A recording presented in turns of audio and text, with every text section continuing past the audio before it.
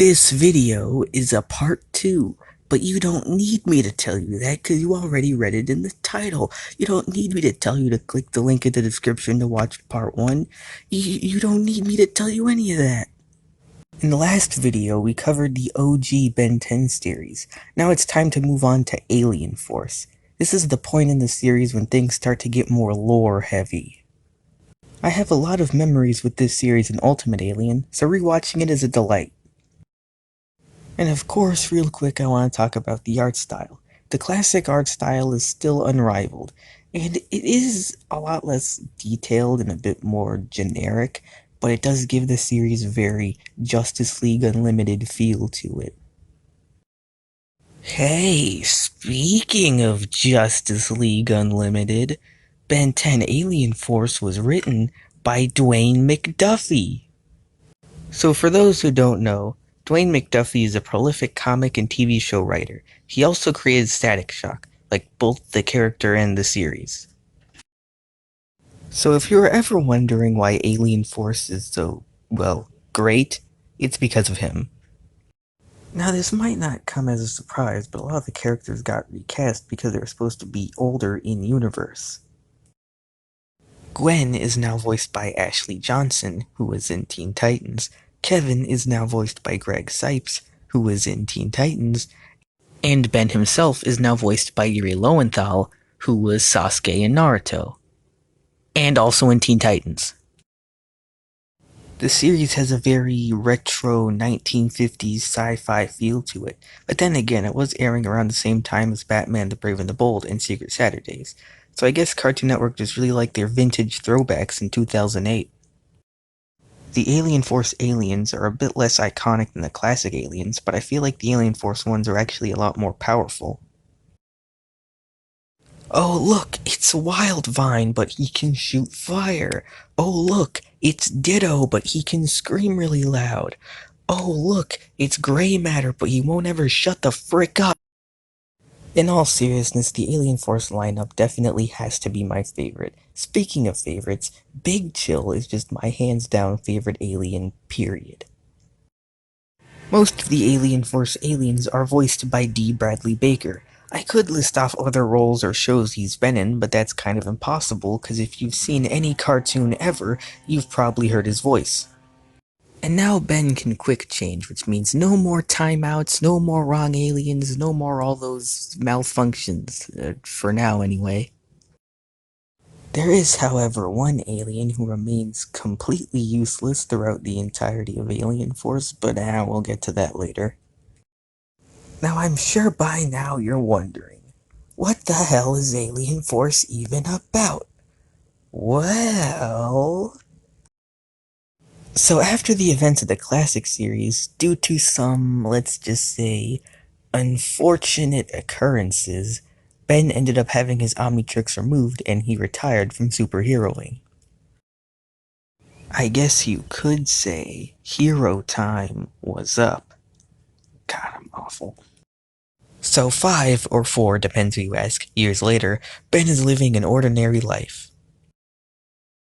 That is until Ben discovers Grandpa Max went missing while on an undercover investigation. So Ben redons the original Omnitrix and seeks out help from his cousin Gwen. Then they team up with one of Max's old plumber partners, Magister Labyrinth. In the classic series, the Plumbers were a defunct group run by humans, but in Alien Force Forward, they're still active and run by aliens. Well, maybe between now and Ben's retirement, the Plumbers started up again and got more alien members. But that can't be, because in a flashback, it seems as though the Plumbers were started by aliens. And later on, it said that the Plumbers were started by humans but got more alien members before the events of the classic series.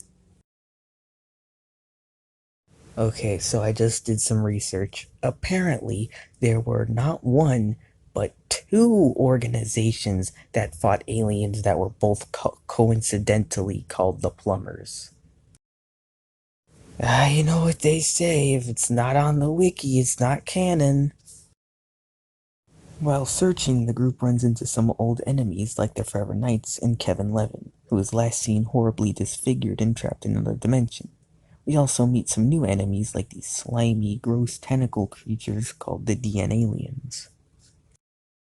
Kevin has new powers now. Instead of being able to absorb energy and DNA, he can absorb minerals.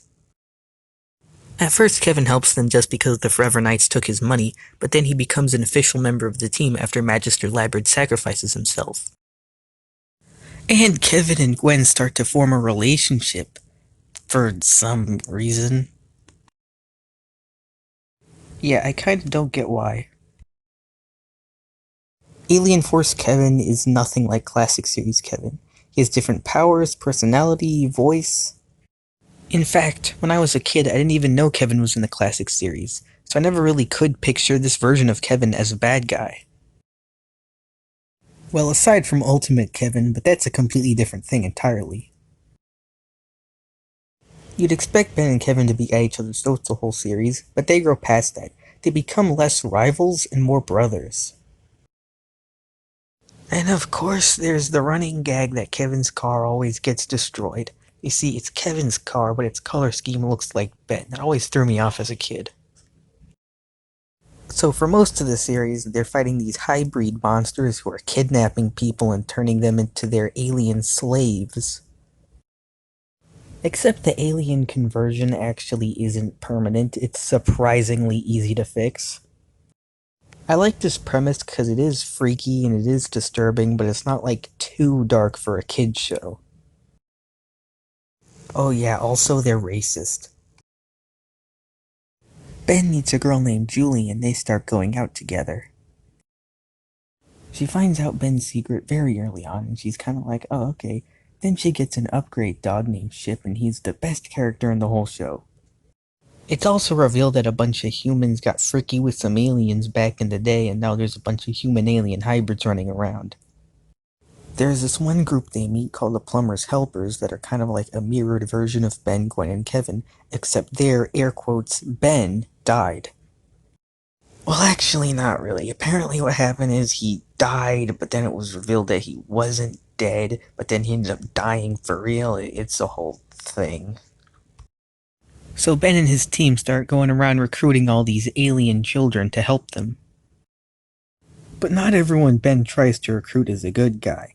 They meet this one dude named Michael Morningstar who seems like a nice fellow, then it's revealed that he's actually kidnapping girls and draining their life force energy and turning them into zombies, so yeah. Also, he is voiced by Will Wheaton of Star Trek fame. But you know what else he was in? You know what else he was in? Teen Titans! Hey, so remember how I said magic felt kind of out of place in the original series? Well, apparently the Alien Force writers think the same thing, because they try to, rewrite Gwen's origin, where she's not magic and instead her powers come from anodite DNA she got from her grandma. This highlights a bit of an issue I have with Alien Force. There's all this stuff in the classic series that it just chose to ignore, and even when it does use some things, they just aren't done the same way. If Ben and Kevin are friends now, what about in the future where they're still enemies? Now, there are certain plot holes and inconsistencies that they do try to address and explain and everything, but still. So at one point they reunite with Max and it's all good and great. Then he dies. But not really, because duh. At one point it was hinted that Grandpa Max might be a DNA alien, but I think they scrapped that plotline for whatever reason. But I feel like they should have done that instead. That would have been a much more dramatic twist. The gang meet a scientist named Professor Paradox. He's a not-so-subtle Doctor Who knockoff. Basically, he was an ordinary guy until he fell into this jump gate thing and then developed time travel powers. His character tends to consist of 3 steps. Step 1, pop in. Step 2, wreck shit up. Step 3, dip.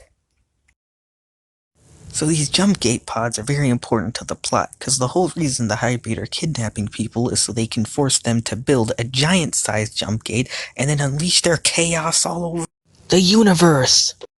And then we begin the finale. Oh wait, I forgot Alien X. Alien X, X is in Roman numeral for 10. He's like so powerful that he'll freeze up and Ben has to debate with these floating heads on what should happen with his powers, basically. Yo, imagine having something that's simultaneously all powerful and all useless. Now, I get that there's the whole moral dilemma of how Ben can't use him and shouldn't use him and everything, but it's not really until Omniverse and I think some of Ultimate Alien where Alien X starts to become important. Even the reboot Alien X did more than Alien Force Alien X. Okay, now with that out the way, the Ben 10 finale. The hybrid are like, alright, it's time for full-scale invasion time. Activate full-scale invasion time. Azimuth and Professor Paradox return to warn Ben of the coming threat. Ben gathers his allies, and even a few enemies, to launch a full-scale attack on the hybrid. But Azimuth doesn't want Ben to fight because the Omnitrix is too valuable to be either destroyed or lost. The Omnitrix doesn't just transform DNA, it also contains copies of thousands of species the hybrid have wiped out. Azimuth even compares Ben to Noah and the Omnitrix to the Ark.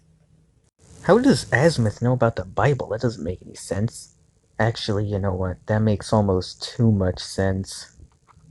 Ben doesn't want to just sit around and let the hybrid win, so he goes to help fight them anyway.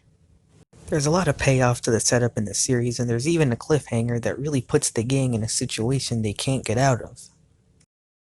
We see Gwen almost turn into her anodite form, which is capable of beating the hybrid, but it would also have made her gone insane. Grandpa Max returns from the Null Void, and they hug him for like the 5th time in the series. Like, seriously, come on. Ben decides to take the fight directly to the hybrid, so he travels to their homeworld. There he finds out their species is dying because they were inbred. So to recap, the hybrid are aliens who are white, racist, and inbred. You sure they're not from Earth? Instead of just blowing them up and killing them, Ben uses his Omnitrix's DNA repair feature to fuse their DNA with random other alien DNA, healing them. Then a hybrid that Ben reformed in a previous episode returns, and he tells the council members, you know, being racist ain't so bad, let's try it for like 5 minutes and see what happens. Okay, fine, we're gonna try. We're gonna try to not be racist, but if we don't like it, then we're gonna kill everyone and everything in the entire universe, including ourselves. Okay, bye. And just like that, the hybrid are forgiven. All the murder, kidnapping, experimentation, brainwashing, genocide, all that forgiven. Although, to give them the benefit of the doubt, I'm not saying they should get off scot-free without any punishment. I just feel like you can't really move on and change if you're always hung up on the past. Then Grandpa Max recruits the Plumber's kids and forms his own Max Force. Then it's revealed that Ben's Omnitrix Reset, and now he's unlocked a bunch of new aliens. Wow, what a finale. Can't wait to see what happens next. Hey, you know how the Omnitrix was supposed to have a bunch of new transformations? Yeah, well, it doesn't. It just doesn't at all. Oh, and remember the Max Force? They should have gotten their own spin-off series, but instead one of them dies, one of them retires, and one of them just kinda goes off screen and stays off screen. So for the second arc of Alien Force, the writers wanted to do a story that involved dragons, demons, and Kevin mutating and going insane again. Did Cartoon Network respect their wishes and let them do what they wanted to? Sort of. Not really. You see, the classic Ben 10 series was the most popular in the franchise, so Cartoon Network wanted Alien Force to be more like it. And how did they go about doing that? Well, first of all, they brought back Vilgax. And second, they wanted to make Ben more like his classic series counterpart. Real quick, let's go back to the Gax side of things. Most people say that classic Vilgax is better, but I personally just kinda like Alien Force Vilgax more just cause, again, that's the one that I grew up with. I'm more familiar with that design and voice.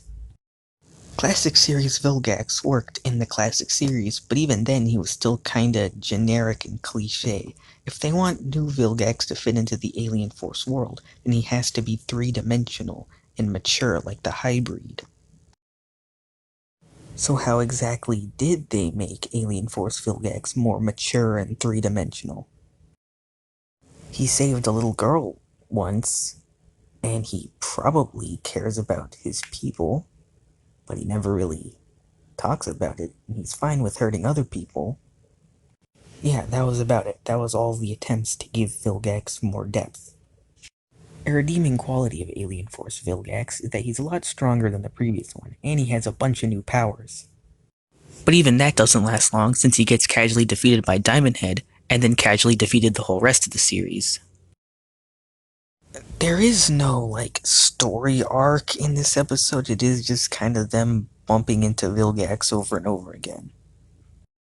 I understand that the writers want to do something different and the studio forced them to not do that, but I am kind of glad that Vilgax is back because he was Ben's arch enemy. You can't just throw him away. Again, why does Alien Force keep insisting on just ignoring the classic series lore? And again, I feel like what they should have done is brought him back and made more of an effort to give him a more layered personality. Maybe the studio got in the way of that too, I don't know. And the other thing they tried to change was Ben's personality. They wanted to make him more like his classic self. What made classic Ben work? Was it his wit, his charm, his banter with Gwen? Well, according to Alien Force Season 3, it's just making him a dick. Kevin tries to experiment on the Omnitrix, which he should have known was a bad idea, but does it anyway, and then ends up getting permanently trapped in this multi-mineral form, and Ben is kind of a jerk to him about it. I have to give the writers credit. There is a later scene where Kevin is all upset because he's stuck in his mineral form, and Ben's like, hey man, we get it, you're going through a lot, but that doesn't mean you have the right to be a jerk to everyone else, and I like that. The inconsistency of the personality change is really what makes it worse, but it's not my biggest issue with Season 3. My biggest issue with Season 3 is also inconsistency, just not the same inconsistency. Seasons 1 and 2 were a very grounded, realistic sci-fi mystery with some elements of horror and action sprinkled into it. Season 3 tries to be more of a cartoony outer space adventure, and I have to admit, sometimes they can do it good. But some episodes were not good. Some dragged, some felt pointless, some had a good concept but was just executed really poorly. Some episodes were written to be as awful as possible as a giant middle finger to Cartoon Network. There's one episode that's basically just Red versus Blue. Ha! Remember Red versus Blue?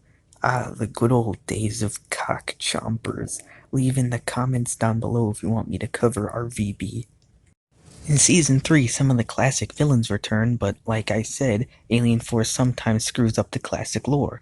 Ghost Freak is back, but now his powers make no sense. Charmcaster's back, but now she's a cougar. Now I know what you're thinking. How can magic still be canon if anodites are a thing? Well, it's both. Anodites are made out of magic, but you don't have to be an anodite to use magic. That's as simple as I can explain it. I like how they tried to make the magic a part of the universe instead of just sweeping it under the rug. In Season 3, we get introduced to two new aliens, Wrath and Lodestar. One of them is a fan favorite, and the other is a personal favorite. We didn't get an entire playlist how we were promised at the end of Season 2, but this is good too, and I feel like you don't want to introduce too many aliens all at once anyway. You know, it's a shame we never got to see Wrath fight Bobo. That could have been amazing. The finale of Alien Force is... It's alright, I guess. In a previous episode, there was an evil Galvin named Albedo, and some shenanigan happens and he turns into a negative version of Ben. And he's pathetic. And in the finale, he teams up with Jax Films and they steal a device from Azimuth called the Ultimatrix, which can evolve aliens into their ultimate form. Vilgax has an army of stick-figure robots called bioids, and when synced with an Omnitrix, they can transform into aliens. But theoretically, they could have synced the bioids with the Ultimatrix and created an army of ultimate aliens, but no, they didn't do that. Vilgax kidnaps Ben's friends and he's like, give me the Omnitrix or else, and Ben is like, okay, here's the Omnitrix, and Vilgax is like, whoa, if I knew that would have worked, I would have done it sooner. There was actually a previous episode where Vilgax took the Omnitrix and then Ben very easily stole it back, so Ben gets all upset, so Gwen and Azimuth try to convince him not to give up. This is a good moment and all, but it does feel a lot like the ending to the original series. So Ben comes up with a master plan to defeating Vilgax, blowing up the Omnitrix. And just like that, the Omnitrix, the whole thing the franchise revolved around, is dead. Ben takes the Ultimatrix from Albedo and then it turns green because, well, screw you. Then after that, Albedo just kind of pisses off. You don't really show where he goes after this. In fact, when I saw this episode as a kid, this was the only scene I remember him being in. Speaking of remembering things as a kid, in the next scene they go underwater and then Vilgax becomes his true form, which is this big kraken beast. And I always thought this was so dumb and random. I get that he's a tentacle-faced squid man and all, but he goes like, you're in my element now. No, you're not. Since when was water your element? Kevin gets cured, Vilgax straight up dies, and the good guys escape. The end. I do not like the idea of Ben getting the Ultimatrix, and here's why. You see, the Ultimatrix can evolve aliens into their ultimate forms, but it's also very unstable and dangerous. Something like that wouldn't be used by a noble hero, it would be used by an arrogant villain. There are some exciting moments in the finale, but it's not really enough to save the whole season. Thankfully, this was not the end of the franchise. You might recall all those crazy ideas the writers had for Alien Force Season 3 that they never got to use. Well, a lot of those ideas, they end up doing in Ultimate Alien. But that is for later. And as of now, this has been Bradworst, signing off. Seasons don't fear the repo, nor do the wind, the sun, or the rain. We can be like they are. Come on, baby, don't fear the repo.